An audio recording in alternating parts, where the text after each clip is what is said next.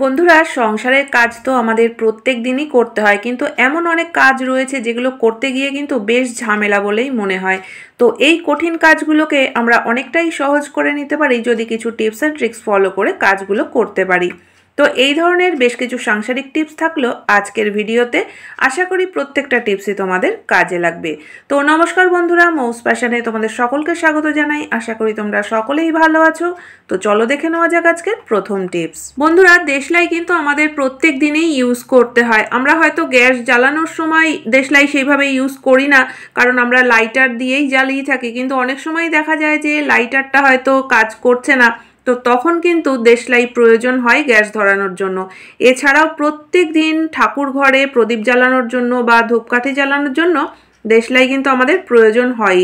আর দেশলাই জ্বালানোর ক্ষেত্রে আমরা যে ভুলটা করে থাকি, দেখো, আমরা দেশলাইয়ের বক্সটা যখন খুলি তখন কিন্তু আমরা যে কোনো দিক থেকে খুলে ফেলি, আর বেশিরভাগ সময় কিন্তু দেখা যায় যে বারুদের দিকটা এইভাবে খুলে গেছে, আর আমরা হাতে কাজের সময় হয়তো জল লেগে থাকে, তো সেই জল হাতে এই বারুদের দিকটাই ধরে আমরা বের করে নিই কাঠিটা। তো এইভাবে জল লাগতে লাগতে কিন্তু দেখা যায় যে দেশলাইগুলো আর ঠিকমতো জ্বলতে চাইছে না, বা এই বারুদগুলোও যে আমাদের হাতে লেগে যাচ্ছে। তো হয়তো তাড়াহুড়োর মধ্যে আমরা হাতটা না ধুয়েই কাজকর্ম শুরু করছি, বা হয়তো কিছু খেয়েও ফেললাম। তো এটা কিন্তু আমাদের স্বাস্থ্যের পক্ষে খুবই ক্ষতিকারক। তো আমাদের এই কাজটা অবশ্যই করে নিতে হবে, তাহলে কিন্তু আর এই সমস্যা হবে না। তো দেখো, প্রথমে বক্সটাকে খুলে দেখে নিতে হবে বারুদের দিকটা কোন দিকে আছে। যেদিকে বারুদের দিকটা রয়েছে সেদিকে একটা পেন দিয়ে এরকম একটা মার্ক করে দিতে হবে। তো তাহলেই কিন্তু আমরা দেশলাই ধরানোর সময় বুঝতে পারবো যে কোন দিকে বারুদের দিকটা।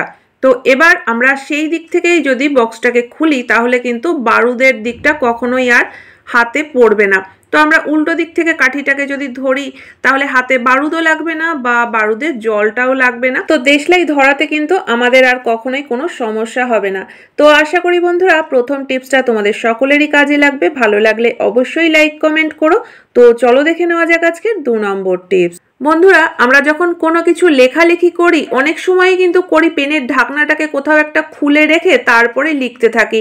আমরা কিন্তু পেনের পেছনের দিকটায় ঢাকনাটা যদি আটকে রাখি, তাহলে কিন্তু ঢাকনা হারিয়ে যাওয়ার কোনো সম্ভাবনা থাকে না।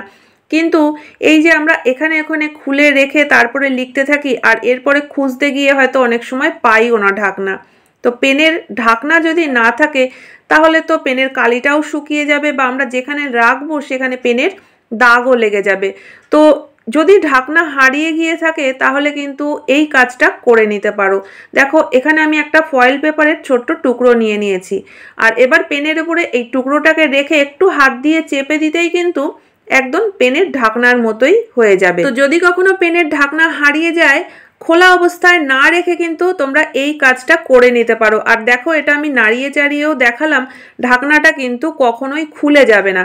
তো প্রয়োজনের সময় এটা খুলে রেখে আবার কাজ হয়ে গেলে কিন্তু এইভাবে আমরা লাগিয়ে রাখতে পারবো। এই ফয়েল পেপারের টুকরোটা কিন্তু পেনের ঢাকনারই কাজ করবে।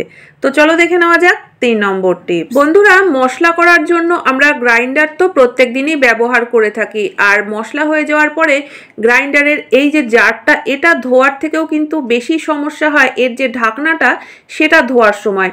কারণ মশলা করার পরে দেখবে যে ঢাকনার মধ্যে কিন্তু মশলাগুলো এমনভাবে আটকে থাকে, আর সেই ঢাকনাটা পরিষ্কার করতে কিন্তু বেশ কিছুটা সময়ও আমাদের নষ্ট করতে হয়, আর বেশ ঝামেলাও লাগে এই ঢাকনাটা পরিষ্কার করার ক্ষেত্রে। তো সেক্ষেত্রে আমরা এই কাজটা অবশ্যই করে নিতে পারি, এতে করে কিন্তু ঝামেলা অনেকটাই কমে যাবে। দেখো, এখানে আমি একটা প্লাস্টিকের ক্যারি ব্যাগ নিয়ে নিয়েছি, আর এটা আমি এই ঢাকনার মধ্যে এইভাবে করে আটকে দিচ্ছি। এবার মশলা করার সময় আমরা যদি এই প্লাস্টিকের ক্যারি ব্যাগটা সহই ঢাকনাটা আটকে দিই, তাহলে কিন্তু দেখবে যে মশলা হয়ে যাওয়ার পরে ঢাকনাটা একদমই পরিষ্কার থাকবে, আর যে মশলাগুলো ছিটে ছিটে ঢাকনায় লাগে সেটা কিন্তু এই প্লাস্টিক প্যাকেটটার উপরে লাগবে। তো আমরা প্যাকেটটা ফেলে দিলেই কিন্তু ঢাকনাটাও একদম পরিষ্কার থাকবে, আর আমাদের ঝামেলা অনেকটাই কমে যাবে। তো এই টিপসটা অবশ্যই ফলো করে দেখতে পারো, অনেক কাজের। তো চলো দেখে নেওয়া যাক এর পরবর্তী টিপস। আলমারির জামা কাপড়গুলো যদি আমরা মাঝে মধ্যে একটু রোদে না দিতে পারি, তাহলে কিন্তু দেখবে যে এই জামা কাপড় থেকে ভীষণই একটা বাজে স্যাঁতস্যাঁতে গন্ধ আসতে থাকে। তো আলমারিতে বা জামা কাপড়ে যাতে ভালো গন্ধ থাকে, সেই কারণে কিন্তু আমরা অনেক সময় ন্যাপথলিন দিয়ে রাখি। কিন্তু বন্ধুরা, এই ন্যাপথলিন দেওয়ারও কিন্তু একটা সমস্যা রয়েছে। যদি আমরা ন্যাপথলিনগুলো জামা কাপড়ের মধ্যে করে এইভাবে দিয়ে রাখি, গন্ধটা হয়তো ভালো আসে, কিন্তু ন্যাপথলিনের দাগ বসে যায় জামা কাপড়গুলোর মধ্যে, আর সেই দাগ তোলাটা কিন্তু যথেষ্ট কষ্টকর একটা ব্যাপার।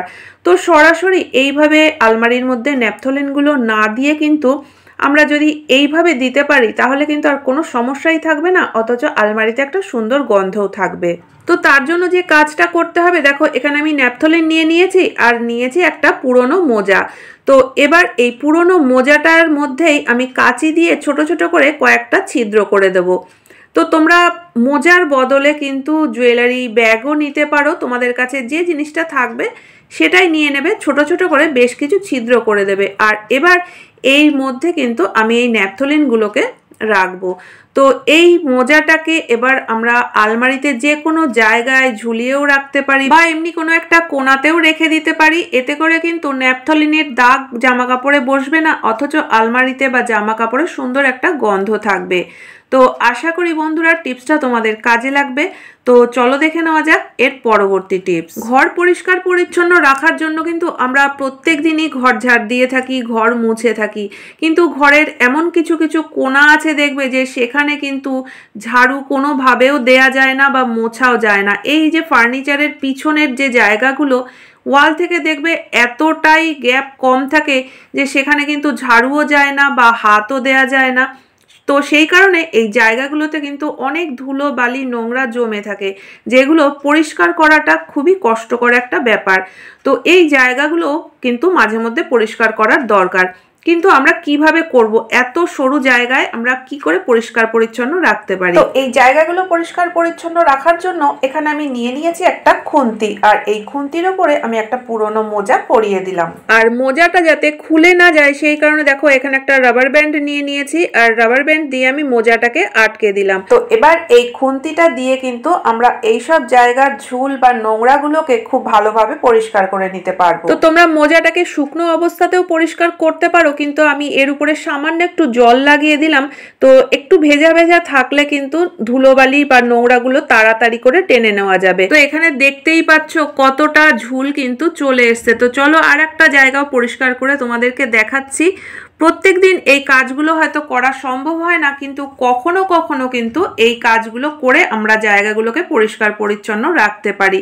তো দেখো আমি সামান্যই একটু পরিষ্কার করে দেখালাম, আর তাতেই কিন্তু দেখতে পাচ্ছ কতটা ঝুল এর মধ্যে আটকে গেছে। তো আশা করি বন্ধুরা আজকের প্রত্যেকটা টিপসই তোমাদের কাজে লাগবে। কোন টিপসটা সব থেকে বেশি ভালো লেগেছে অবশ্যই কমেন্ট করে জানিও। ভালো লাগলে চ্যানেলটিকে সাবস্ক্রাইব করে পাশে থাকা বেল আইকনটা অবশ্যই প্রেস করে দিও, যাতে নতুন ভিডিও আপলোড করলে নোটিফিকেশান সবার আগে তোমাদের কাছে পৌঁছে যায়। তাহলে বন্ধুরা আজকের মতো ভিডিও এখানেই শেষ করছি। দেখা হচ্ছে আবার নতুন ভিডিওতে। পুরো ভিডিও দেখার জন্য সকলকে অসংখ্য ধন্যবাদ।